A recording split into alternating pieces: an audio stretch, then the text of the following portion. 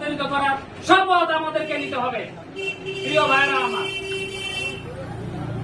আমরা আরেকটা কথা বলতে চাই, সেটা হল জামায়াতে ইসলামী আগামী নির্বাচনে নৌকার পক্ষে কোনো প্রার্থী থাকার সুযোগ নাই সংবিধান অনুযায়ী, আইন অনুযায়ী।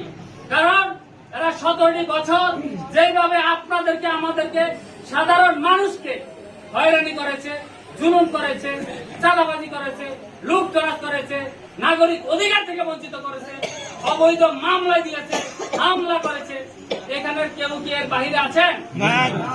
এখানে কেউ আমরা বাহিরে নাই। আমরা এইভাবে বিগত 17 বছর আমরা এভাবে কোন মিটিং করতে পারি না, পারছি না। শুধু মিটিং কেন, আমরা একটা হোটেলে একটা 4 জন 5 জন মিলে একসাথে চা খাইতে পারি নাই। আমাদের সেই নাগরিক ছিল না।